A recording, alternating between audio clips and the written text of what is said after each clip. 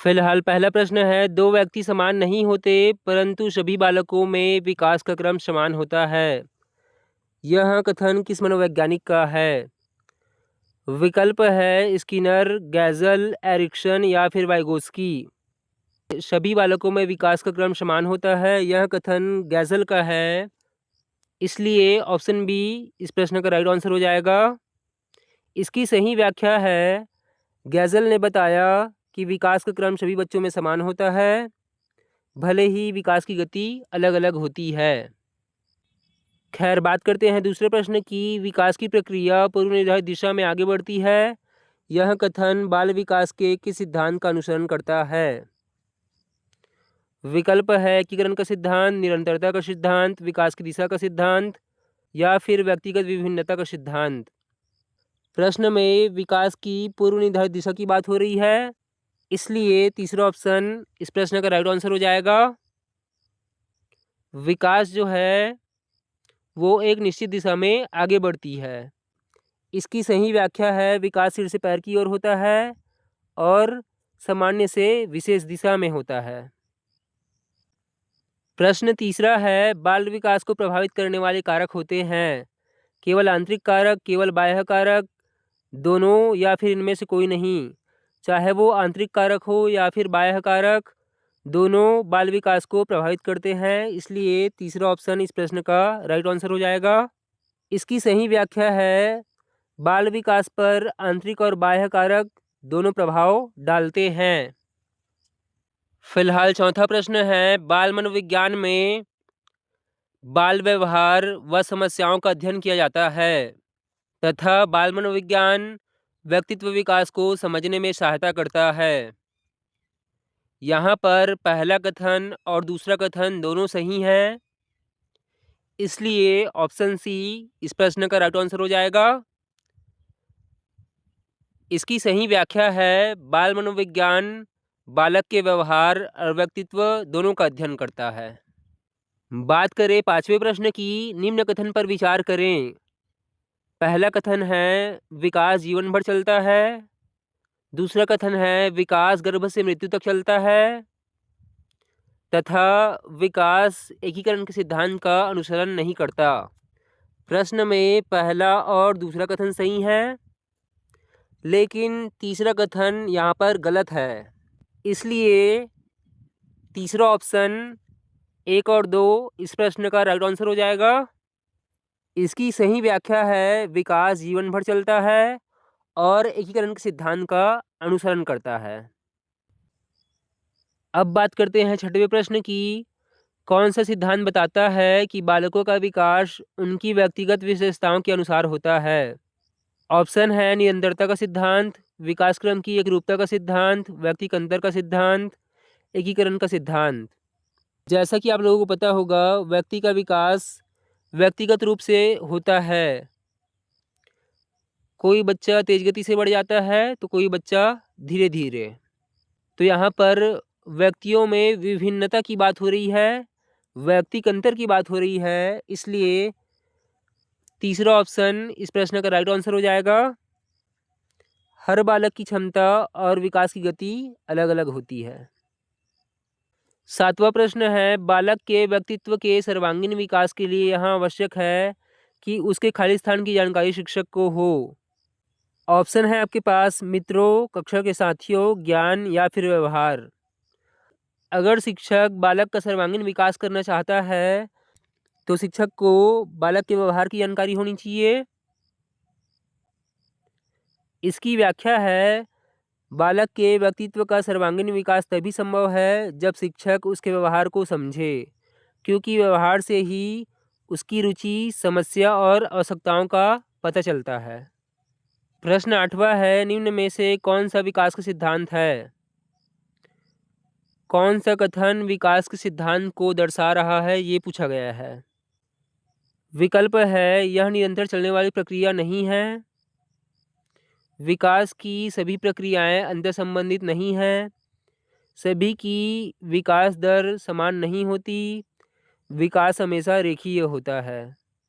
यहाँ पर तीसरा विकल्प सही है, सभी बच्चों में विकास की दर समान नहीं होती। सभी बच्चे एक ही गति से नहीं बढ़ते। इसकी सही व्याख्या है हर बालक का विकास अलग गति से होता है, इसलिए विकास की दर समान नहीं होती। बात करें अगले प्रश्न की, बालक के समाजीकरण की प्रक्रिया कब शुरू होती है? विकल्प है जन्म की 3 वर्ष के बाद, जन्म से किशोरावस्था में, या फिर वयस्क होने के बाद। बालक के समाजीकरण की प्रक्रिया जन्म से ही प्रारंभ हो जाती है, इसलिए दूसरा विकल्प इस प्रश्न का राइट आंसर हो जाएगा। इसकी सही व्याख्या है बालक जन्म के साथ ही परिवार व समाज के संपर्क में आकर सामाजिक व्यवहार और नियम सीखना शुरू कर देता है। 10वां प्रश्न है बच्चे के विकास के सिद्धांतों को समझना शिक्षक की सहायता करता है। ऑप्शन है आपके पास आर्थिक पृष्ठभूमि पहचानने में, क्या पढ़ाना चाहिए यह तय करने में, अधिगम शैलियों को संबोधित करने में, सामाजिक स्तर पहचानने में। अगर शिक्षक बच्चे के विकास के विभिन्न सिद्धांतों को समझता है तो यह शिक्षक को अधिगम शैलियों को संबोधित करने में सहायता करता है। जब शिक्षक को विकास के विभिन्न सिद्धांतों की जानकारी होती है तो वह बच्चों पर अलग अलग शिक्षण विधि, अलग अलग अधिगम शैलियाँ उपयोग कर सकता है। इसकी सही व्याख्या है हर बच्चे की सीखने की शैली अलग होती है। इन सिद्धांतों से शिक्षक सभी बच्चों को प्रभावी ढंग से पढ़ा सकता है। इसी क्रम में अगला प्रश्न है शिक्षक को ज्ञान होना चाहिए। विकल्प है अध्यापन विषय का, बाल मनोविज्ञान का, शिक्षा संहिता का, या फिर ए और बी दोनों। शिक्षक को अध्यापन विषय का ज्ञान होना चाहिए, साथ ही बाल मनोविज्ञान का भी ज्ञान होना चाहिए, तभी वह बालक को सही तरीके से हैंडल कर पाएगा। इसलिए चौथा ऑप्शन इस प्रश्न का राइट आंसर हो जाएगा। इसकी सही व्याख्या है श्रेष्ठ शिक्षक वही है जिसके पास विषय का ज्ञान और बाल मनोविज्ञान का ज्ञान हो। प्रश्न 12वां है बालक के शारीरिक एवं क्रियात्मक विकास की दिशा होती है। स्वाभाविक सी बात है बालक के शारीरिक विकास की दिशा सिर से पैर की ओर होती है और क्रियात्मक विकास की दिशा बाहर से मध्य की ओर होती है। इसकी सही व्याख्या है विकास सिर से पैर तथा शरीर के बाहर से भीतर की दिशा में होता है। अगला प्रश्न है बच्चे के विकास के शीर्षस्थ सिद्धांत के अनुसार निम्न में से कथन सही है। शीर्षस्थ का मतलब होता है सिर से पैर की ओर, इसलिए पहला ऑप्शन इस प्रश्न का राइट आंसर हो जाएगा। विकास की दिशा सिर से पैर की ओर होती है। बात करें अगले प्रश्न की, किसी समान उद्देश्य की पूर्ति हेतु की जाने वाली क्रियाओं में एकता बनाए रखने के लिए सामूहिक प्रयासों की सुव्यवस्था को समन्वय कहते हैं। यह कथन किसका है? विकल्प है ओडोनेल, टीड, मूने तथा रैले, कुन्ज। दोस्तों यह जो कथन है वो ओडोनेल का है। इसकी सही व्याख्या है समन्वय की यह परिभाषा ओडोनेल के द्वारा दी गई है। अगला प्रश्न है संक्रमणों की व्यवस्थित प्रस्तुति विकास के किन सिद्धांतों के साथ संबंधित हो सकती है? विकास के परिणाम स्वरूप विद्यमान है, विकास विविध माध्यमता से स्वास्थ्यता की ओर असर करता है, विद्यार्थी विभिन्न दरों पर विकसित होते हैं, विकास स्पष्ट रूप से क्रमिक होता है।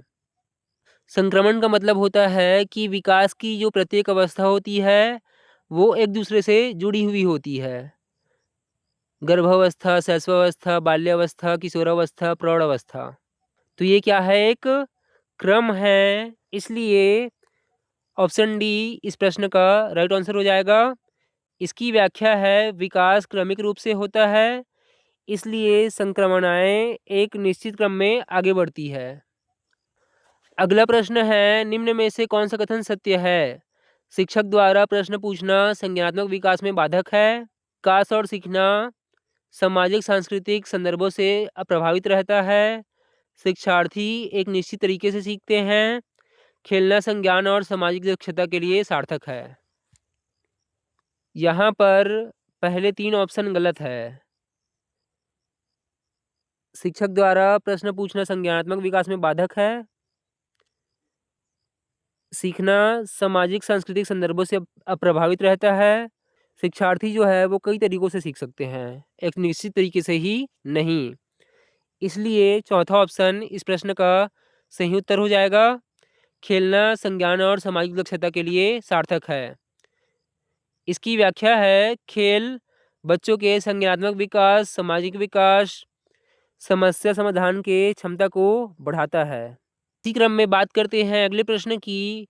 एक आदर्श अध्यापक में पाया जाने वाला गुण है लोकतांत्रिक गुण, विषय वस्तु पर आधारित गुण, बाल मनोविज्ञान का ज्ञान, या फिर ये सभी। दोस्तों यहाँ पर तीनों ऑप्शन सही हैं, इसलिए ये सभी इस प्रश्न का राइट आंसर हो जाएगा। इसकी व्याख्या है, एक आदर्श अध्यापक में लोकतांत्रिक व्यवहार, विषय में प्रवीणता, बाल मनोविज्ञान का ज्ञान, ये सभी आवश्यक है।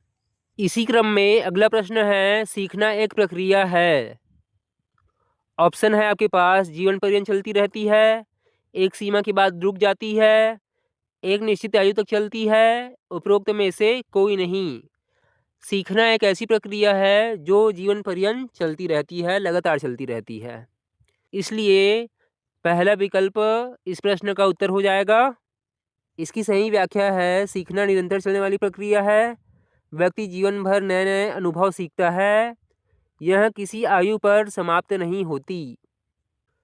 प्रश्न 19वां है, सीखना अनुभव एवं व्यवहार में परिवर्तन है। यह कथन किस मनोवैज्ञानिक का है? ऑप्शन है आपके पास, जैक्सन, एंडरसन, एमंडसन या फिर फ्रैंसन। दोस्तों यह कथन जो है वो फ्रैंसन का है, इसलिए चौथा विकल्प इस प्रश्न का उत्तर होगा। इसकी सही व्याख्या है, फ्रैंसन के अनुसार सीखना अनुभव के परिणाम स्वरूप व्यवहार में होने वाला परिवर्तन है, जो व्यक्ति के ज्ञान, कौशल एवं आदतों में बदलाव लाता है। 20वां प्रश्न है, इनमें से कौन सा बाल विकास का एक सिद्धांत है? विकल्प है, विकास परिपक्वता एवं अनुभव के बीच अंतःक्रिया से घटित होता है। विकास प्रत्येक बच्चे की गति का सही ढंग से अनुमान लगाया जा सकता है। अनुभव विकास का एकमात्र निर्धारक है। विकास प्रबलन एवं दंड के द्वारा सुनिश्चित होता है। प्रश्न में बाल विकास के एक सिद्धांत की बात हो रही है, इसलिए पहला ऑप्शन इस प्रश्न का राइट आंसर हो जाएगा। विकास परिपक्वता एवं अनुभव के फलस्वरूप होता है। इसकी व्याख्या है, विकास परिपक्वता और अनुभव दोनों की संयुक्त क्रिया का परिणाम होता है। 21वां प्रश्न है, व्यक्ति की क्रियात्मक शक्तियों, क्षमताओं या योग्यताओं का विकास कहलाता है। ऑप्शन है आपके पास, बौद्धिक विकास, शारीरिक विकास, मानसिक विकास, क्रियात्मक विकास। प्रश्न में क्रियात्मक विकास की बात हो रही है, इसलिए ऑप्शन डी इस प्रश्न का राइट आंसर हो जाएगा। चलिए इसकी व्याख्या देख लेते हैं। कौशल, क्षमताएं, योग्यताएं और कार्य निष्पादन क्षमता का बढ़ना क्रियात्मक विकास कहलाता है। अब बात करते हैं 22वें प्रश्न की। स्कूल के भीतर और बाहर दोनों जगहों पर खाली स्थान चलती रहती है। विकल्प है आपके पास, विकास की प्रक्रिया, बालक की शरारतें, सीखने की प्रक्रिया या फिर शिक्षकों की प्रगति। स्कूल के भीतर और बाहर सीखने की प्रक्रिया चलती रहती है, इसलिए तीसरा विकल्प इस प्रश्न का राइट आंसर हो जाएगा। इसकी सही व्याख्या है, सीखना केवल विद्यालय तक सीमित नहीं होता, विद्यालय के बाहर भी यह निरंतर चलता रहता है। इसी क्रम में अगला प्रश्न है, गत्यात्मक कौशलों को कितने भागों में बांटा गया है? विकल्प है 4, 3, 2 या फिर 5। दोस्तों गत्यात्मक कौशल को 2 भागों में बांटा गया है। इसकी सही व्याख्या है, गत्यात्मक कौशल को, मोटर कौशल को 2 भागों में विभाजित किया गया है। पहला है सूक्ष्म गतिक कौशल या फिर स्थूल गतिक कौशल। अगला प्रश्न है, किस कौशल विकास में बच्चा चलना, दौड़ना, कूदना, पैरों से प्रहार व ठोकर लगाना सीखता है। सूक्ष्म गतिक कौशल, स्थूल गतिक कौशल, गत्यात्मक कौशल या फिर शारीरिक। जब बच्चा चलता है, दौड़ता है, कूदता है तो उसके पैर काम करते हैं, अर्थात मांसपेशी का बड़ा समूह कार्य करता है। बड़ा समूह का मतलब होता है स्थूल। इसलिए ऑप्शन बी इस प्रश्न का राइट आंसर हो जाएगा। इसकी सही व्याख्या है स्थूल गतिक कौशल बड़े मांसपेशियों के समूह से जुड़े होते हैं, जैसे चलना, दौड़ना, कूदना, किक मारना। अगला प्रश्न है, बालक वस्तुओं को उठाना, पकड़ना और जांच परख करना किस कौशल में सीखता है? ऑप्शन है आपके पास सूक्ष्म गतिक कौशल, स्थूल गतिक कौशल, मानसिक गतात्मक कौशल, शारीरिक गतात्मक कौशल। बच्चा क्या कर रहा है? हाथ से वस्तु को उठा रहा है, पकड़ रहा है, तो इसमें मांसपेशियों का एक छोटा हिस्सा काम करेगा। छोटा मतलब सूक्ष्म। इसलिए पहला ऑप्शन इस प्रश्न का राइट आंसर हो जाएगा। इसकी सही व्याख्या है सूक्ष्म गतिक कौशल हाथ उंगलियों की बारीक मांसपेशियों का उपयोग करता है, जिसमें पकड़ना, उठाना, छूकर जांचना आदि शामिल है। 26वां प्रश्न है, किस कौशल विकास में बालक विभिन्न क्रियाओं को करना, उन्हें समन्वित व नियंत्रित करना सीखता है? ऑप्शन है आपके पास स्थूल गतात्मक कौशल, मानसिक गतात्मक कौशल, शारीरिक गतात्मक कौशल या फिर सूक्ष्म गतात्मक कौशल। प्रश्न में विभिन्न क्रियाओं को करना और उन्हें समन्वित और नियंत्रण करने की बात हो रही है, इसलिए स्थूल गतिक कौशल इस प्रश्न का राइट आंसर हो जाएगा। विभिन्न क्रियाओं को क्या करना है? नियंत्रित करना है। तो यह क्या है? बड़े मांसपेशियों के द्वारा संचालित क्रिया है, इसलिए पहला ऑप्शन इस प्रश्न का राइट आंसर हो जाएगा। इसकी व्याख्या है स्थूल गतात्मक कौशल बड़े मांसपेशी समूह का समन्वय सिखाते हैं, जिसमें बच्चा क्रियाओं को नियंत्रित करना व संचालित करना सीखता है। खैर, बात करते हैं अगले प्रश्न की। सामान्य लक्ष्यों की पूर्ति हेतु किए जाने वाले सामूहिक प्रयासों से संबंध बनाए रखना कहलाता है। विकल्प है समन्वय का विकास, समन्वय की वृद्धि, शारीरिक विकास, मानसिक विकास। प्रश्न में समन्वय की स्थापना की बात हो रही है। लोग आपस में मिलकर क्या कर रहे हैं? सामूहिक रूप से प्रयास कर रहे हैं, अर्थात लोगों में समन्वय का विकास हो रहा है। इसलिए पहला ऑप्शन इस प्रश्न का राइट आंसर हो जाएगा। इसकी सही व्याख्या है जब कई लोग मिलकर एक सामान्य लक्ष्य पूरा करते हैं तो उस प्रक्रिया में समन्वय का विकास होता है। खैर, बात करें अगले प्रश्न की। समन्वय समूह लक्ष्यों की प्राप्ति हेतु व्यक्तिवाद प्रवृत्तियों में सामंजस्य स्थापित करने के लिए प्रवृत्तिकृत सार है। यह कथन किसका है? मुन एंड टेल, कुंज एवं ओडोनल, टोड या फिर मने। दोस्तों, यह कथन जो है वो कुंज एवं ओडोनल का है। ऑप्शन बी इस प्रश्न का राइट आंसर हो जाएगा। इसकी व्याख्या है कुंज एवं ओडोनल के अनुसार समन्वय का उद्देश्य सामूहिक उद्देश्यों की प्राप्ति हेतु व्यक्तिगत प्रवृत्तियों को एक दिशा देना है। बात करें अगले प्रश्न की। समन्वय किसी संगठन के समस्त साधक अंगों के कार्यों व शक्तियों के सुसंगत संचालन हेतु प्रयास है। यह कथन किसका है? विकल्प है टेल, रेल, कुंज, ओडोनल। दोस्तों, यह जो कथन है वो कुंज का है। ऑप्शन सी इस प्रश्न का राइट आंसर हो जाएगा। इसकी व्याख्या है कुंज ने समन्वय को संगठन के सभी अंगों की संयुक्त कार्यक्षमता का प्रभावी उपयोग बताया। इसी क्रम में अंतिम प्रश्न है किसके द्वारा जहां एक और उपक्रम के उद्देश्य एवं कार्य विधियों को स्पष्ट किया जा सकता है, वहीं दूसरी ओर भ्रम व अस्पष्टता का निवारण भी किया जा सकता है। विकल्प है सामान्य संपर्क, प्रत्यक्ष संपर्क, अप्रत्यक्ष संपर्क, विषय संपर्क। जब व्यक्ति आमने सामने होते हैं तो भ्रम का निवारण होता है। आमने सामने का मतलब होता है प्रत्यक्ष, इसलिए ऑप्शन बी इस प्रश्न का राइट आंसर हो जाएगा। इसकी व्याख्या है प्रत्यक्ष संपर्क में सामने सामने बात होने से उद्देश्य, प्रक्रिया तथा भ्रम सभी स्पष्ट हो जाते हैं। तो दोस्तों इस वीडियो को यहीं पर समाप्त करते हैं। अगर आपको वीडियो पसंद आई हो तो लाइक एंड सब्सक्राइब करें। मिलते हैं आपको नेक्स्ट वीडियो में।